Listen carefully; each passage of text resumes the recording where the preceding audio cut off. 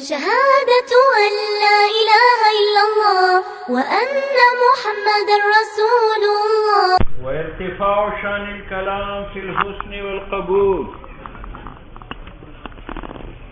میں نے آپ سے کہا تھا کہ جب میں زید قائم ذکر کرتا ہوں اور اس کا مخاطب پیر بگاڑا کے ذہن میں اس مضمون کا انکار ہے، اس انکار کا نام کیا ہے؟ یہ انکار مجھ سے جس چیز کا مطالبہ کرتا ہے وہ چیز کیا ہے؟ تاکید وجوباً. وہ تاکید وجوباً کیا ہے؟ مقتضائے حال. ٹھیک ہے. اور جب میں کہتا ہوں ان زیدن لقائم تو یہ کلام مطابق مقتضائے. ٹھیک ہے. اب اگر انکار 4 تاکیدات کا تقاضا کرے اور میں 4 کا ذکر کروں، واللہ ان زیدن لقائم، تو قسم بھی ہے، ان بھی ہے، جملہ اسمیہ بھی ہے، لام تاکیدی بھی ہے. تو اس میں 4 مقتضى حال موجود ہے. تو یہ کون سی قسم ہے؟ حد الاعجاز. اور اگر میں 4 کے مقابل میں 1 تاکید ذکر کرتا ہوں تو اس کو کیا کہتے ہیں؟ اسفل. حد الاعجاز کی پھر 2 قسم تھے، ایک اعلیٰ اور دوسرا قریب من الاعلیٰ. ٹھیک ہے. اب آپ کے انکار نے 4 تاکیدات کا مطالبہ کیا اور میں نے 4 تاکیدات ذکر کیے، تو یہ کون بنا؟ حد اور میں نے 1 تاکید کی، یہ کیا ہے؟ اسفل. اور اگر 2 اور 3 لاؤں تو یہ کیا ہے؟ درمیانہ. ٹھیک ہے. جتنی تاکیدات بڑھے کلام کی بلاغت اور حسن بڑھ گئے، اور جتنی تاکیدات گھٹے تو بلاغت اور حسن گھٹ گئے.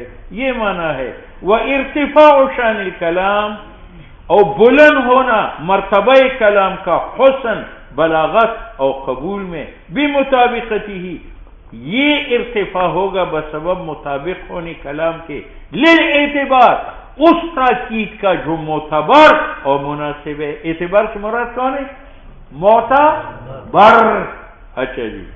اور مناسب ہے. وَإِنْحِطَاطُهُ، اور گر جانا مرتبہ کلام کا، بعدم مطابقتہ، کہ کلام مطابق نہ ہو، للاعتبار، اس تاکید کا جو معتبر ہے اور مناسب حال کا. ٹھیک ہے. تم بتاؤ آئندہ متن میں اعتراض ہے کہ پہلے کہا تھا کہ بلاغت بسبب مطابقت کی ہے لی مقتضی، اور اب کہتے ہیں کہ بلاغت کلام کا بسبب مطابقت کلام کے ہیں للاعتبار. یہ تناقض ہے. تو میں نے آپ کو کہا تھا، متن نے بھی کہا تھا کل، کہ اعتبار سے مراد کون ہے؟ امر معتبر، اور امر معتبر تاکید ہے، اور تاکید مقتضی حال ہے. تو امر معتبر اور مقتضی حال دونوں ایک ہے، تعارض نہیں ہے. مراد اعتبار مناسب سے الامر الذی، وہ تاکید ہے اعتبارہ المتکلم، جس تاکید کا ذکر متکلم نے کیا ہے مناسب مقام حال کا، بے اعتبار طبیعت کے اور بے اعتبار تتبع تراکیب بلغا کے. یعنی عرب لوگ طبیعت سے جانتے ہیں کہ منکر کے سامنے تاکید لاؤ، اور عجمی لوگ بلغا کے کلام کا مطالعہ کر کے وہ معلوم کرتے ہیں کہ منکر کے سامنے تاکید ہے. یقال اعتبرت الشیء اذا نظرت الیہ وراعیتہ لہ، جب ایک چیز کو دیکھے اور اس کو معتبر کرے. واراد،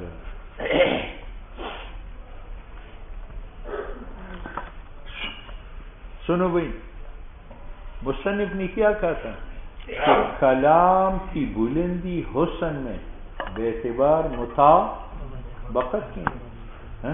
تو اس پر اعتراض یہ ہے کہ علم بدی کے اندر کچھ اسباب بیان ہوتے ہیں، اس کا نام ہے اسباب محسنہ، یعنی کلام میں وہ حسن پیدا کرتے ہیں. ان اسباب آنے سے بھی کلام کا در حسن بڑھتا ہے، اور مطابقت سے بھی کلام کا حسن بڑھتا ہے. ٹھیک ہے. تو مصنف اس کا جواب دیتا ہے کہ مطابقت سے جو حسن بڑھتا ہے، اس حسن سے مراد بلاغت ہے، اور بلاغت صحت کلام میں داخل ہے، اور علمی بدی سے جو حسن پیدا ہوتا ہے وہ بلاغت مراد نہیں ہے، وہ امور زائدہ ہے، امور زائدہ۔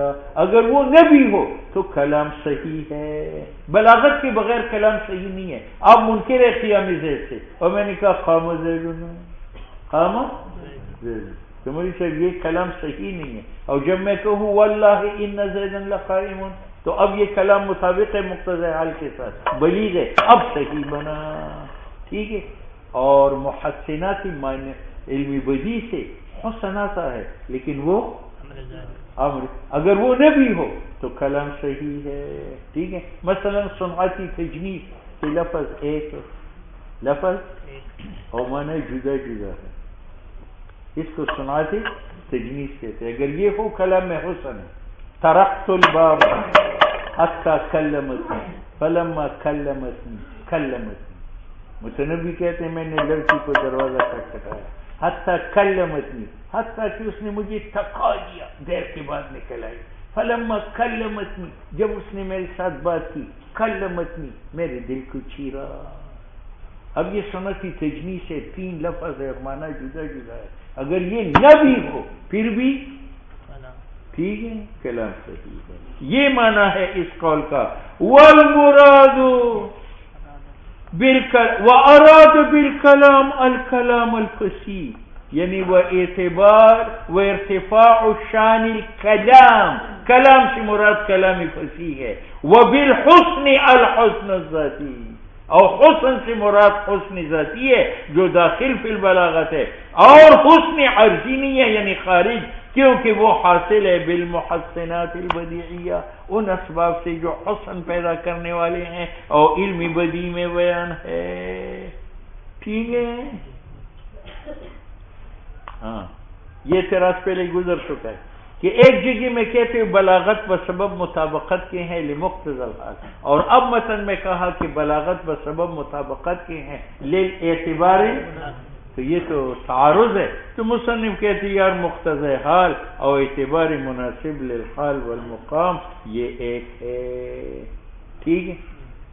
اب سنو تعارض کہتے ہیں، پہلے کہا تھا بلاغت فی الکلام مطابقتہ لمقتضی، تو مطابقت مصدر ہے اور یہ مضاف ہے، اور مصدر جب مضاف ہو جائے تو حصر پیدا کرتا ہے، پھر اس کا معنی یہ لیست البلاغت الا بالمطابقت لمقتضی، اور یہاں کہتے ہیں وارتفاع شان الکلام، اور ارتفاع یہاں مصدر ہے اور مصدر مضاف ہے، اور مصدر مضاف حصر پیدا کرتا ہے، اس کا معنی لیس الارتفاع الا بالمطابقت للاعتبار المناسب، تو یہ متن اس کی نفی کرتا ہے، وہ متن اسی، تو یہ تعارض ہے۔ تو مصنف نے سر جوڑا کہ یار اعتبار مناسب سے امر معتبر ہے، اور امر معتبر تاکید ہے، اور مقتضی حال بھی تاکید، تو دونوں ایک ہے۔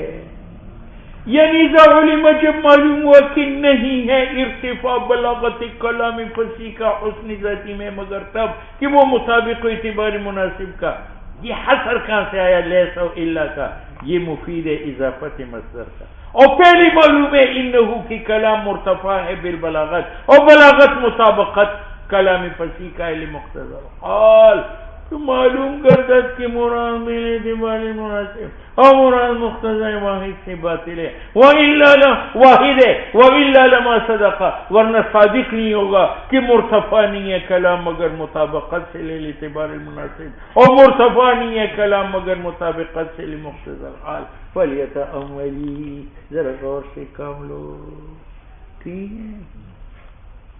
والبلاغات